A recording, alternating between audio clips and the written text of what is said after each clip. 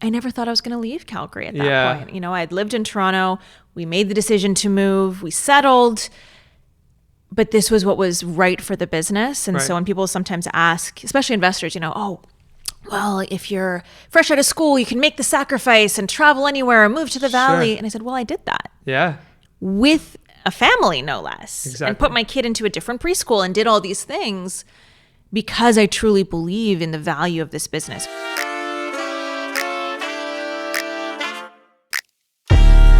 Welcome to Season 2 of Behind the Business. I'm your host, Faheem Savja. Every episode, we go beyond the business plans and discover the real life and untold stories of today's entrepreneurs. It's time for the people behind the business. Let's get into it.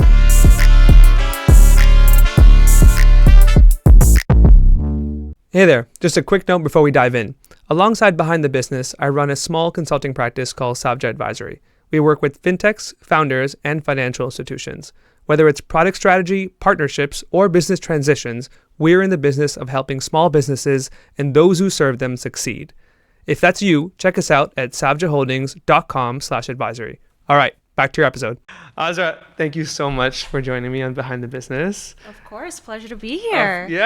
I've been following your story for quite some time, and we've worked together in several volunteer capacities. Yep. So when I heard about Syzl and when I found out about the story behind why you started Syzl, I was like, at some point we have to chat on the podcast. So before we get into all that stuff, why don't you tell me about what Syzl is and why it is that you started it? Yeah, for sure. So Syzl at its core is a way to help people who have food businesses expand, grow, and figure out what to do. Right. So there's kind of two sides to it. The first is an Airbnb style platform. Yep. So you take a restaurant, a cafe, a high school, a curling rink, and we have a lot of those, surprisingly. Curling rink? No way. Any of those kitchens that are not being used, bring them online.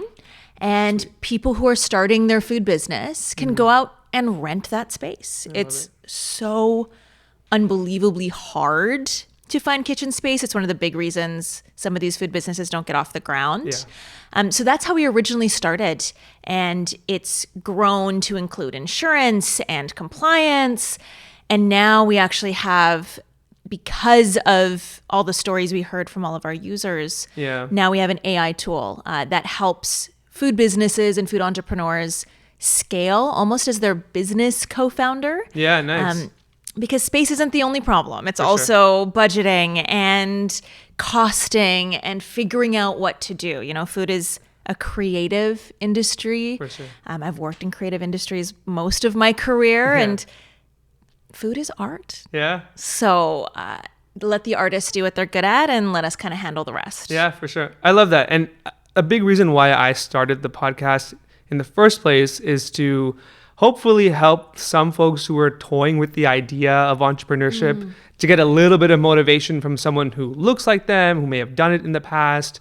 And there's a lot of similarities to what Syzl does, right? You're giving an opportunity for somebody who may have an idea to start a food business to say, let me just give it a shot, as opposed to trying to open up a brand new restaurant. Get a space, and whether it's a curling rink or a commercial kitchen, you give them that opportunity to do that, right? Was that the idea behind giving someone just a chance as opposed to having them jump, into the deep end of starting a restaurant? 100%, right? Food businesses, especially in immigrant communities, it's one of the quickest options for revenue that people go to. It's something people feel that they can do, they can start, they're passionate about, but 1 in 3 food businesses are going to shut down in their first year, 1 in 5 by year 2. It's a brutal industry. For sure. And so to try and figure out, okay, how can we make this better, cheaper, more affordable? That was really what drove this. And very selfishly, I like to eat. Yeah. And we need more interesting, exciting flavors. We need these things to be part of our everyday lifestyle, our community. It's what makes us stronger as people, is that idea of breaking bread. So more people getting that out there was really important to us. Yeah, that makes a lot of sense. I read an article where you were being interviewed, and one thing that really stood out to me was your experience when you were a student and when you were looking to find food, and you were connecting with people in the community who had a food business probably out of their home, but you made that connection with Syzl. Tell me a bit more about that and that storyline. Yeah, for sure. So like many students, you don't have a big budget. Yeah. Maybe you've moved away for the first time. I was living away from home for the very first time in my life. And I missed my mom's cooking. Of course. I missed the things that reminded me of home. And so I sought that out. Yeah. I sought out the food that I loved, and it tended to be made by women, usually seniors, but not always, in their basement or, out of the corner of their house. Yeah. And that's what they were doing to contribute to the family. Yeah. And so it was a cash business, and it could never be more than that because it was from home. Exactly. So they're advertising on, this was before Facebook Marketplace. So like I'm talking like text chains and friend of a friend. And here's this number, call this auntie. Best food you're ever going to have in your life. Of course. But that was something that was really interesting to me was I remember asking one of them, I was doing volunteer work for a big formal event on campus. And I was like, oh, this food would be great for catering. Yeah. And she said, no, I can't, because if someone finds out, then I'm going to be shut down or I'm going to get a fine. And that fear, I was like, that sticks with you a little bit. And I didn't realize it could become a company till much later. Yeah. But it's those stories, those people who want to use their skills to contribute to the family, to contribute to income. Yeah. And a lot of times, especially with gig work, we see things oriented more towards men. Uber driving, going out and being a TaskRabbiter, handyman. Where are the women's opportunities for economic freedom? And a lot of it comes from food. Yeah, that makes a lot of sense. Do you find that now that, Syzl is off the ground and folks are using the platform, that your initial thought about who would be in your kitchens is right and it's a majority women, or is it a bit of a mix? It's more of a mix than I expected, which is actually a really beautiful thing. Nice. But it is a lot of newcomers. It's a lot of visible minorities. It's people who want to share their flavors with the world. Yeah. And that's the part I love the most about it. Yeah, me too. It was surprising to me when you started it because I was like, how is this not already a thing, right? Yeah. I think you mentioned that before too in other interviews. So I'm very happy that you and your husband, co-founder, started it. Tell me a bit about working with him, how you came up with the idea together, and how's that relationship now that you're co-founders together? Yeah. So this is the second time we've worked together. Okay, cool. So we've worked together before at a marketing agency that my husband ran, and Nice. I came in and supported with sales and marketing, and started to really learn that we were good business partners because Nice. we have such different skill sets. For sure. And so then when we started Syzl, it was originally Adrian saying, what, there's this amazing thing. Let's look into it. Let's spend some more time researching. And then when we decided to go into business together, it was a true partnership in that Nice. way. We were co-founders. Good. A lot of people, especially when we were fundraising for the first time, were like, oh, how is it working with your spouse? I would never be able to do that. Really, yeah. And so there's a bias there, I think, with, if you personally don't want to work with your spouse, then why would anybody else? Yeah.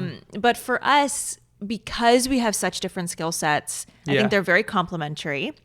And the second thing is, when you're in a startup, you are working all the time. Yeah. And so I laugh and I make the joke that we fight less now that we have the company, because it's not, you missed date night, or, oh my God, you got to do work travel. Yeah. It's go to the conference. Yeah, please no, do. you need to do these things. For us, yeah. Exactly. So it makes a big difference, and it allows both of us to kind of row in the same boat, because there's no one I trust more to work harder than me Fair than enough. Adrian. Yeah, fair enough. And so that trust level, I know, is so hard for a lot of co-founders. Yeah. And for us, that was never an issue. There was trust from the get-go. Mm-hmm. And it's interesting because a lot of folks that I've interviewed on the podcast who are working together as husband and wife and co-founders say the same thing, that they actually fight less because everything is visible to them, right? Like, you know exactly what the other person's working on. You know for a fact that they're not slacking off. You know for a fact that they're going to do what's in the best interest for the company, right? Sure. Has that always been something that you were comfortable with from the beginning of Syzl, or that you kind of knew when your early innings of your relationship that you could do like a business together? So when Adrian and I first met, it was under the idea that we'd be working together. No way. So we always laugh that we ended up just working together for life. When we first met, Adrian and I were both in the music industry.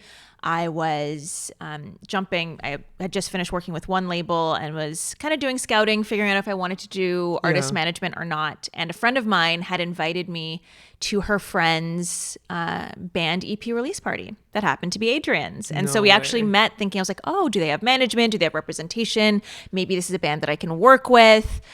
So we said, you know what? It was meant to be from day one. That's amazing. No, that's awesome. I love to hear it because it is something that, like other investors or potential investors have said, is something that's uncommon, right? Yes. Especially for co-founders and someone who you're going to have to rely on for the entirety of your life and, work with for the entirety of your life. How has that talk track been with investors or with someone who doesn't know about the company and your relationship with Adrian? Do they go to him directly? Do they come to you directly? What's that dynamic like? For sure. So I say people fall under one of three camps. They're either firmly against it to a point where they don't even want to entertain the idea of what the company is, our traction, what we're doing. It's, I don't invest in couples. Thank you very much. Wow. Have a good day. Which is everyone's own bias, for sure. Yeah. There's folks who are really excited by it and interested by it for the reasons that I said. That, they're always working. Yep. They're going to have more accountability. It doesn't turn off as often, which is actually the investors we do have on our cap table now. And then there's those who it doesn't really matter. And for those, I think it's the most interesting because when it's a non-issue, or they say it's a non-issue, that's where the conversations, we do see a lot of people assuming, which of the two has the higher percentage ownership? We both, Adrian and I, generically put the schools we went to, the brands we've worked for on one page. There's a bigger assumption on which companies and degrees I have versus Adrian. And that's frustrating. It's challenging. Adrian gets a lot more inbound investor interest, even though it very clearly in his LinkedIn profile states CTO. He is a phenomenal developer and he has led the product vision from day one and he's so talented at that. So the investors really should be going to the CEO and somebody who has the business vision in that sense. And so when he gets that message, he usually goes, well, you should talk to Azrah here. Let me forward your information on. It is very rare for me to get that first one. How's it been dealing with that? Because as sad as it is, you also aren't the first person that has said something like that, especially when there's a couple relationship as co-founders. How do you deal with it? It gets a chip on your shoulder, let's put it that way, which is healthy for better or for worse. There's most female founders I know have a chip on their shoulder for some reason or another. But it is challenging. And it can wear you down after a while. So I'm also very lucky for the support of not just my spouse, but of the people around the table that did choose to invest in us, the people around my board, the advisors I go to. They're the ones who are incredibly supportive. I have a network, like I said, of really, really strong female CEOs and founders. And we all get to talk about that as well. Of course. Women of color get 0.2% of all venture funding. That is a brutal statistic. For sure. And so I'm really proud to be in the position I'm in and that our merit and the company and what we're doing and our vision and our backgrounds got us to this point. But it sucks to be part of such a tiny minority. It is really cool, though, in one sense, to be able to be a part of the group that can say, I will not be the percentage point, like we're going to grow this book and we're going to be a big part of the Canadian startup ecosystem, the global startup ecosystem. So kudos to you for kind of challenging that. And I know you speak a lot about this as well. So thanks for doing that and bringing it up here. No, I want to take it back to you in the early innings of Syzl and thinking about the idea, because I know you've had a lot of corporate roles, right? Whether it's worked at LinkedIn and WeWork and all those great opportunities, at what point did you say, okay, I got to do my own thing? Was there something that happened, or was it that you knew you were going to do something at some point on your own? I never thought I was going to be an entrepreneur. No way. Okay. Never thought founder life was for me. It was this problem. No way. Okay. It was, and I say this over and over, Syzl is the only reason I made this jump, because I love this industry so much. Yeah, fair enough. And I really thought, it's a problem that nobody has quite figured out yet. It's interesting enough. And there's always that idea, especially when startups are happening, that, okay, is it the right time?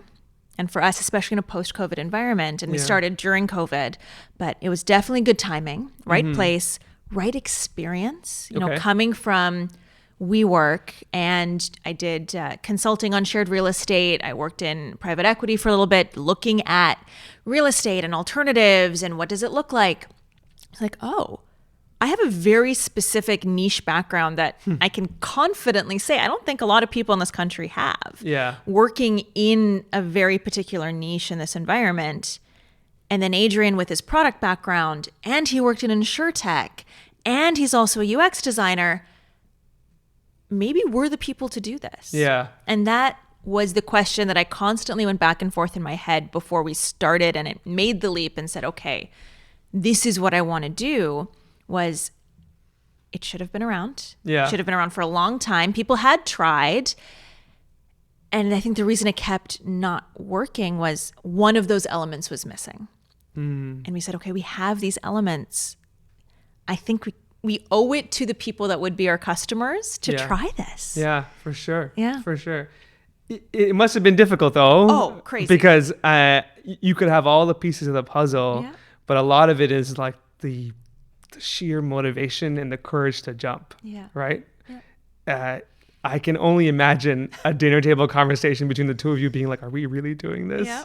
Was there a night like that, or multiple? Sure. Many.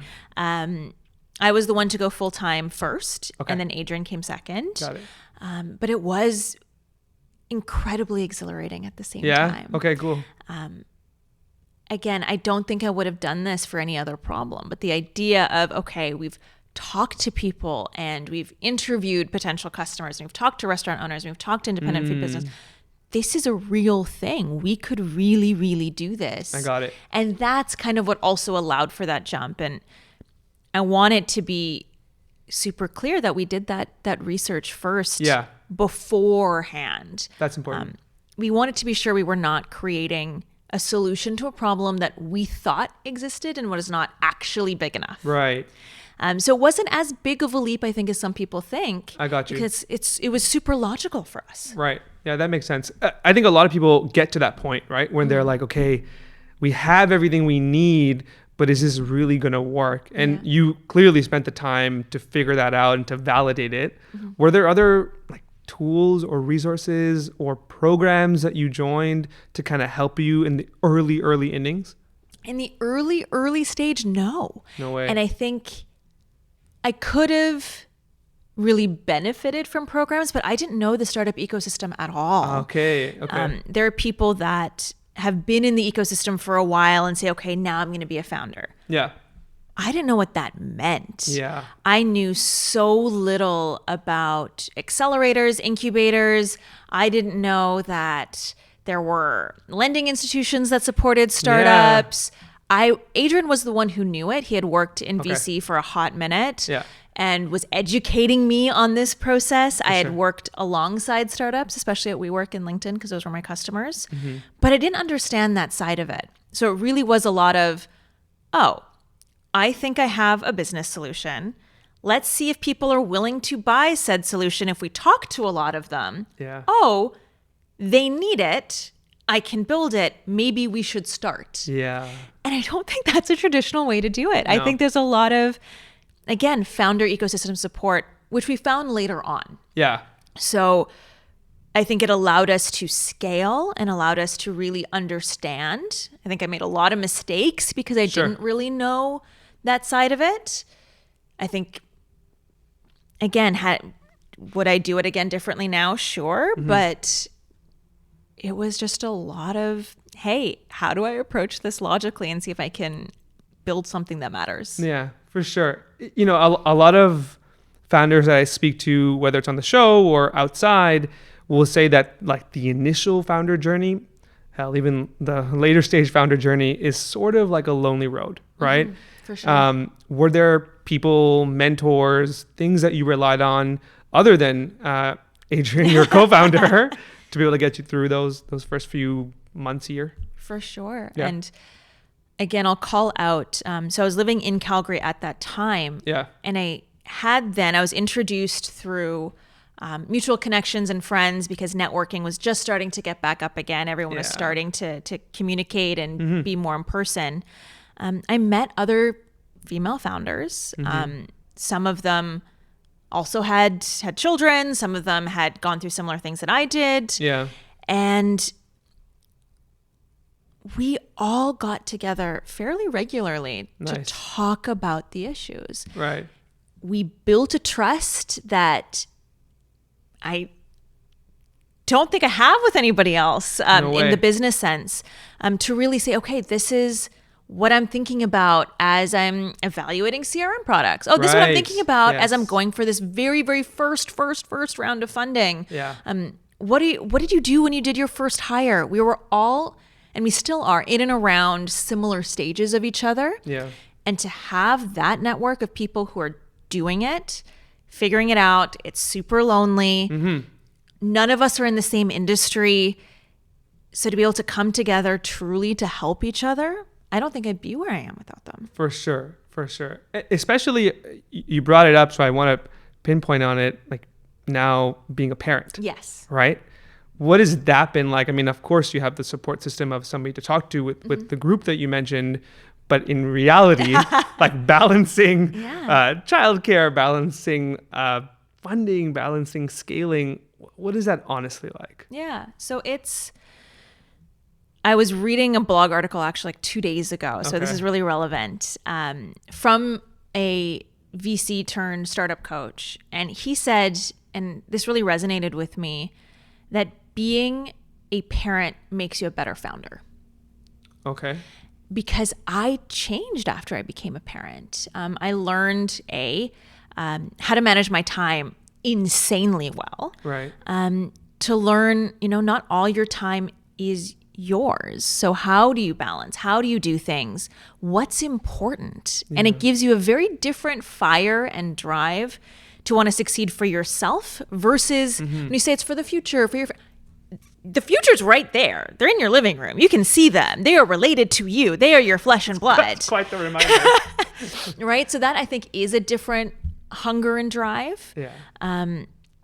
But on the flip side as well, it is not an industry that is the most welcoming to parents. And so we did what we had to do. I brought my son on business trips until he was 2 because, hey, it's a free flight and you're going to come because I don't want to be away this long. Fair enough. There have been pitch competitions, things that I've won when I've been on stage where he's there. He's in the audience. No way. And so that's also a really exciting, unique thing, is giving him exposure to seeing all this stuff and being really integrated and ingrained in our life. But it's also, speaking of being a parent in this industry, we moved to Toronto from Calgary, and I found the perspective on parenthood very different in the two cities. In Toronto, or in Calgary first, there were not a lot of people who had the similar hours that I worked and took their kids on business trips. And, we do daycare pickup, and most parents would pick their kids up by 3. I would pick my kid up towards the end of the pickup day, which was 5:30. Yeah. And then I moved to Toronto and we went to a downtown daycare, and all of a sudden I'm surrounded by an elevator stuffed with parents right like 10 minutes before close because we all came from the subway running. Parents who were working in startups and working in really exciting, exhilarating, fast-paced industries that got it. And that's also a really exciting and fun thing. And co-working spaces that were totally fine with, hey, you know what? It's after 5:00. My kids can be running around. Yeah. Because I've got meetings and they've got to be here. In Calgary, that was not really looked at with, they're like, oh, I guess this is this weird exception. Well, in Toronto, I'm like, this is life. And they're like, I guess it is. No problem. We all have to deal with it.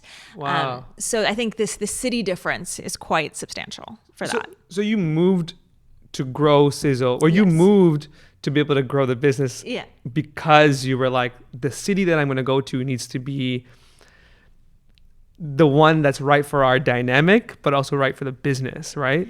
I think the dynamic was a pleasant bonus that we didn't really know at the time.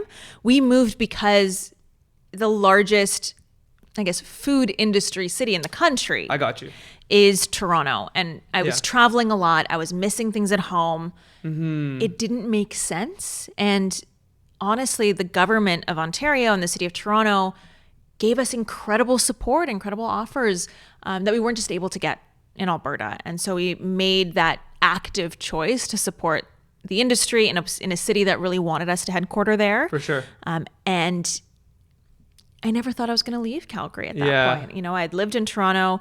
We made the decision to move. We settled. But this was what was right for the business. And so when people sometimes ask, especially investors, you know, oh, well, if you're fresh out of school, you can make the sacrifice and travel anywhere and move to the valley. And I said, well, I did that. Yeah. With a family, no less. And put my kid into a different preschool and did all these things because I truly believe in the value of this business. So it's not just, you know, undergrads that can make those decisions. Anybody can. It's not for everybody, but for us, it's the right move. Yeah, that makes sense. I think a lot of folks who are thinking about being founders have that same question, right? Yeah. Regardless of age. Yeah. Where do I build this thing? Where is the right spot for me to do this? And it seems like, and I want to get your take here, Toronto is that ecosystem, regardless of startup industry, whether it's in the food and beverage space, whether it's in the AI space, like, do you feel like Toronto is the space for that in Canada right now? You know what? If you had asked me before, I would have said yes. Yeah. But I think there's a lot of really interesting ecosystems popping up all around Canada. So for us in food tech, in food and beverage, being a female founder, being a minority founder, all of those things, Toronto was the best thing for us. For sure. But if you're in clean tech, Calgary is a really great ecosystem for you. I just came back from a conference in Saskatoon. I love going to Saskatoon. The ecosystem there is incredible. No way. And the amount of founders I talked to that were coming out of Winnipeg was wild to me. No way. Doing incredible, exciting, innovative things. And because there isn't a big VC system out in Winnipeg, these were people who were bootstrapping their way to $1 million in ARR. It's like, this is incredible. Yeah. So I think in Toronto, we can get really focused on the quote unquote startup ecosystem and what that entails and the Silicon Valley of it all. Yeah. I liked that because that helped my business grow because of the type of business I have. For sure. But I think building within an ecosystem is beneficial. Doesn't mean you have to, though. Yeah, that makes sense. I think it's interesting to hear because, you know, you do hear about the startup hubs, right? Yeah, for and sure. It's really exciting to see that the smaller cities in the country are getting the opportunity to be able to bring out that talent. For sure. So that's super inspiring to hear. Now that you've met a lot of these folks who are coming out of those cities and you've been doing this for a few years now, what have you been telling them as someone who's almost like pretty much a seasoned founder at this point, right? What have you been telling them about the early innings and what is your biggest piece of advice for them? Get out there. Yeah. Right? Is that it is a really exciting and inspiring thing to be really big in the city that you're in. Sure. Canada is way bigger than the city that you have, regardless of the city that you're in. So get out there, let other people in other hubs know of your existence. Yeah. And I think it's a really easy trap to fall into because all of our Canadian cities, we're very proud. Yeah. You know, there's a Calgary Tech Week and there's an Edmonton Tech Week and there is Uniting the Prairies in Saskatoon and Winnipeg has its own thing now and Toronto has Elevate. Go to them. Yeah. Go to them from regardless other cities. of if they're in your city or not. Exactly. I got If you. you want to be known across the country, if you want to build those relationships, that's an in-person thing. Yeah. Make sure you do it because it's beneficial for your business, because you also have a business to run. Of course. But if you're fundraising, if you're trying to hire better talent, if you're trying to do those things, you have to look beyond the city that you're in. Yeah, that makes sense. And again, like now that you are a seasoned founder, what does the next few years look like for you personally, and for Syzl? I wish I knew the answer to that question. Okay. In startup world, things change even week over week. Yeah, of course. I think this AI era is really exciting. It is. And so that's where I see a lot of Syzl's work heading. Like I said, we have really interesting AI perspectives, and we're looking into, okay, what does it look like for AI to serve those outside of the tech industry? And so for us, that's what we're really, really focused on. Yeah. And not just, GPT wrappers, but true AI graphs, and what does that functionality look like, and multimodal, and all of those interesting things. Right. How do we start to serve those groups? Yeah, And I got you. I have co-founder friends who are trying to focus in on, like, we're doing food and beverage. They're focusing on manufacturing, the construction industry. Nice. All of these other industries that can benefit from these products. I think it's incredibly exciting. And that's really where we see our direction going, because just like it was internet, then the cloud, it has to be AI. For sure. And it's what do you do with that? Yeah, that makes sense. Just looking a little bit back, right? There must have been moments in like the scaling journey for Syzl where you were like, is this the right thing, right? Is this really what we're going to be doing? Was there like a moment you're like, this is really challenging and I'm not sure if I'm in the right spot? Was there a moment like that you went through? All the time. Okay. All the time. I still go through it. Because it's really hard. Yeah, it is. It's so hard. Yeah. And so every once in a while when that happens, I don't know if it's the universe or what, but I end up hearing a really good customer story. And I need to hear those. And those are exciting. And that's why I love talking to the people that we work with. There's an example of someone, we're heavy into summer as we're taping this. And that's food festival season, which means it's really great for my customers. So we went through and we were calling people that had used the product last year. Hey, are you doing summer festivals again? What's going on? And somebody actually was like, oh, I was able to, last year I had just started, I used Syzl. I used it to do all of my festivals, and we actually grew a big enough following that I have my own kitchen now. No way. I have my own brick and mortar, and I wouldn't be able to do it without you guys. Of course. That's why I do this. Yeah. That's it. And then not just that, is that we're getting them to come on the other side of the platform now and rent out the kitchen that they bought. Unreal. To support the next generation. And when I have those deep, dark, scary moments, that's what gets me through it. Genuinely. As cliched as that sounds, I know. it is for the people that we built this for. And selfishly, again, I like to eat. I like food. I'm not building, I don't know, SaaS X product for, workforces. As incredible as that is, that's not for me. Yeah. But I can see tangibly this product that didn't exist before. That's everything to me. Yeah, for sure. The reason why I'm smiling so much is because I know that this has happened to me. It's happened to other founders where just when you're in the moment of like, man, this probably won't work. Like on the other side of that wild instability, there's a sign of some sort, right? And sometimes, I personally feel like maybe I'm reading too much into it or not, but I am a firm believer that there is a reason behind something coming to you. Yeah. So it's nice to see that you just got to wait for the sign, right? Exactly. Because founders have fallen into that trap and have given up just before, they're really going to get there. Yeah. And my personal belief is that not everyone is meant to actually succeed in startup life. That's just unrealistic, right? But if you are as passionate as you are and as have conviction in the idea, then it's been a pleasure watching you build it because you're clearly doing that. You know what I mean? Thank you. Couple last questions for you. For sure. When you think back on the founder journey, when you were initially starting or maybe even contemplating leaving your full-time job, what is one thing that you wish you knew then, that after, these years of doing this now, that you would tell yourself? Ooh. It's a good question. Mm-hmm. Couple of things. Okay. There's like one of the big ones is like, hey, I should have fundraised like when I first had the idea, because it was 2021 and there was so much money around. Oh my God. But outside of that was, I think I hired the way I hired at some of the larger companies I worked at, where the brand that you came from, the training that you had mattered. And later stage startup success does not equal early stage startup success.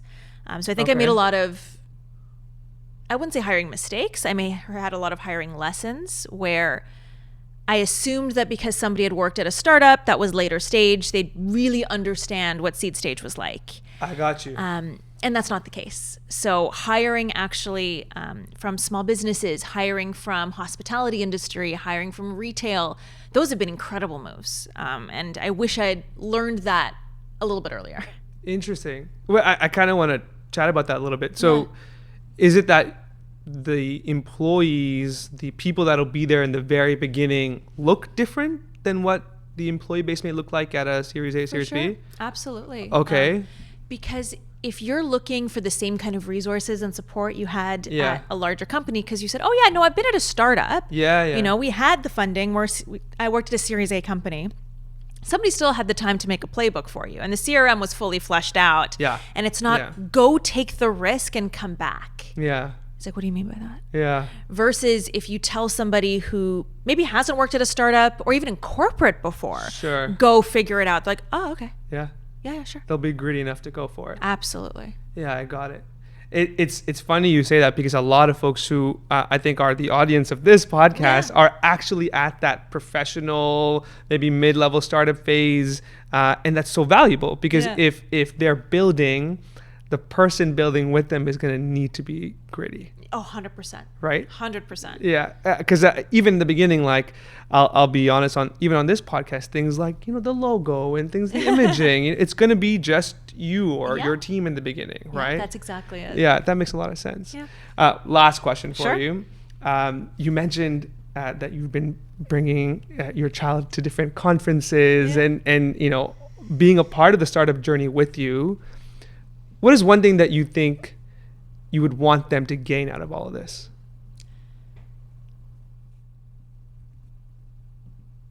I think an unconventional answer, because the conventional answer is, they can be anything, you can see all this. I'm raising a son in this environment, right, where there is a lot of things around toxic masculinity and red pill culture and all of these things. What he sees is his mom on stage. He sees his mom in the newspapers. And there was one panel that I was on. There's a big stage, the microphone, it all finished. And he climbed up on the stage and grabbed the microphone and pretended to walk around and said, I'm like mom. Oh my God, I love it.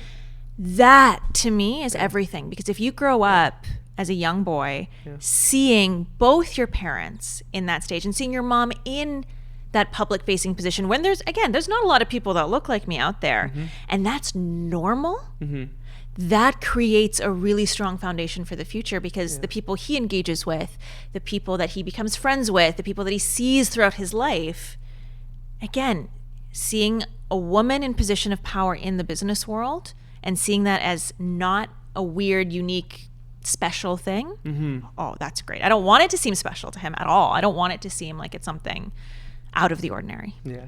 And I think it will. I think it will be. I think it will be. Thank you so much, Azrah, for being on Behind the Business. I appreciate it. I love following your story. And we will definitely plug Syzl on the podcast. And we hope to have you sometime soon again, too. Amazing. Thanks so much for having me. It's great to catch up. Of course. Thank you, everyone, for joining on this episode of Behind the Business. My name is Faheem Savja. And I'm Azrah Savin-Manji. And we hope to see you on the next episode of Behind the Business. Thank you. Thanks for tuning in on this episode of Behind the Business. If you enjoyed it, do me a favor, share it with someone who's on their own entrepreneurial journey or thinking about starting one. Also, follow, subscribe, and leave a review whenever you listen. Lastly, keep up with us on Instagram at BehindTheBiz_POD. Until next time, keep dreaming, keep building, and keep listening. This is Faheem signing off from Behind the Business.